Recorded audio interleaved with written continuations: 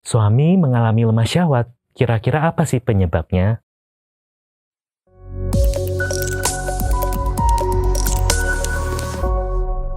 Salam andrologi, balik lagi sama saya Dr. Sese di kelas andrologi. Pada kesempatan kali ini saya akan membahas mengenai lemah syahwat atau yang masyarakat awam biasanya istilahnya disfungsi ereksi atau impotensi.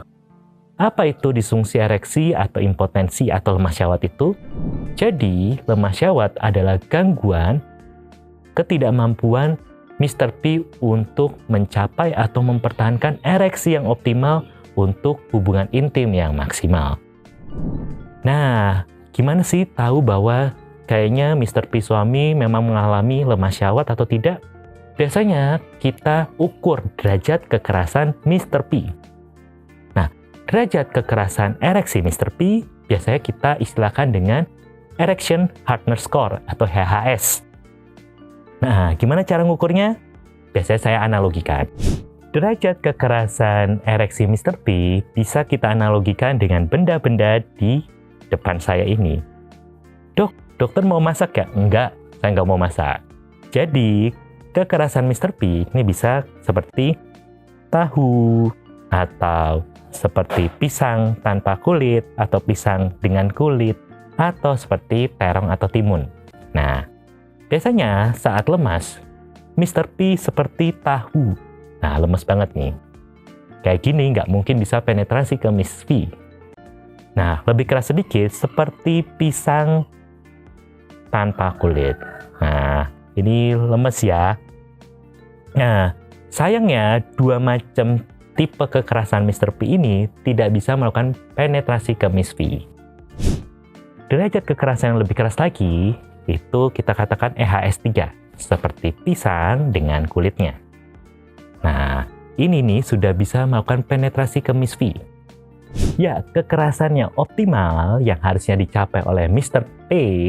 P adalah seperti si timun ini. Nah, keras, susah untuk dibengkokkan. Nah, harapannya semua pria memiliki Mr. P yang kekerasan saat ereksinya seperti terong atau timun ini. Nah, lalu dok, gimana sih kita menentukan bahwa ada gangguan lemah syahwat? Nah, jika sudah tidak keras seperti terong atau timun, seperti pisang dengan kulit, tanpa kulit atau tahu, segera konsultasikan ke dokter. Nah, penyebab dari lemah syahwat atau gangguan ereksi, biasanya kita bagi dua. Pertama adalah gangguan organik atau disfungsi ereksi yang bersifat organik. Nah, biasanya ada penyebab nih. Apa saja? Biasanya ada gangguan aliran darah di Mr. P. Nah, bisa karena apa saja? Bisa karena kegemukan, bisa lalu ada penyakit gula, hipertensi atau darah tinggi, atau ada kolesterol. Atau nih, merokok bisa juga mengganggu ereksi dari Mr. P.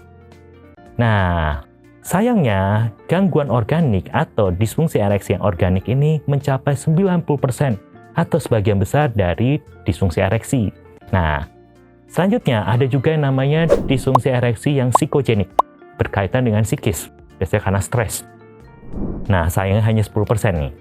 Nah, dok, lalu bagaimana sih menentukan saya termasuk disfungsi ereksi atau lemah syahwat yang memang ada masalah organik atau cuma karena stres atau pikiran?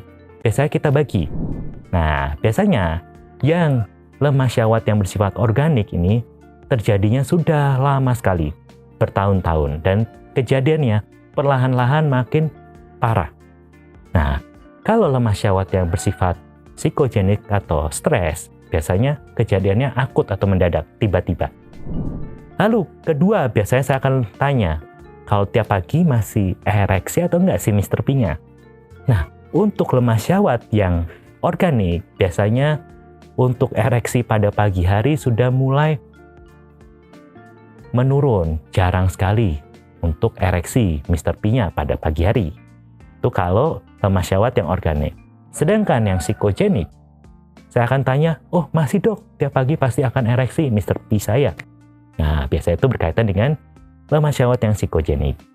Nah, biasanya saya nanya juga, apakah kalau misalnya kegiatan aktivitas seksual yang lain yang variasi nih, misalnya masturbasi atau onani, atau dengan pasangan yang berbeda, ada gangguan atau tidak.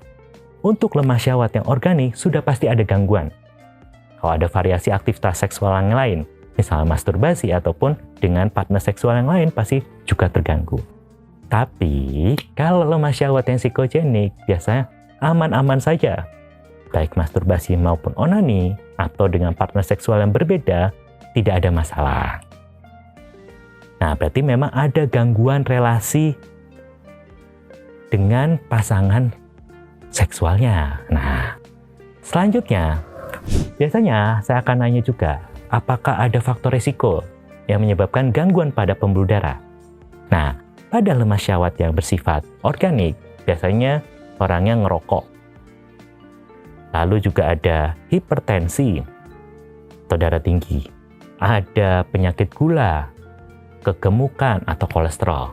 Nah, sedangkan yang lemah syahwat yang psikogenik biasanya orangnya masih muda dan tidak ada penyakit-penyakit penyerta tadi. Karena kalau yang lemah syahwat yang organik biasanya dia usianya sudah di atas kepala 4. Gitu. Oke, dok, gimana sih penanganan dari lemah syahwat? Nah, untuk penanganan lemah syahwat bisa dengan secara alami. Misalnya, modifikasi gaya hidup. Mau tahu? Saksikan video saya yang ini. Oke, gimana suka dengan materi kelas andrologi saat ini kan? Kalau misalnya kalian suka, jangan lupa kasih jempolnya. Nah, jangan lupa juga kalau misalnya masih ada pertanyaan, tulis di kolom komentar. Saksikan terus, dukung terus kelas andrologi. Saksikan setiap hari Selasa dan Jumat jam 6 sore. Dan jangan lupa untuk subscribe kelas andrologi. Saya Dr. Seso, salam andrologi.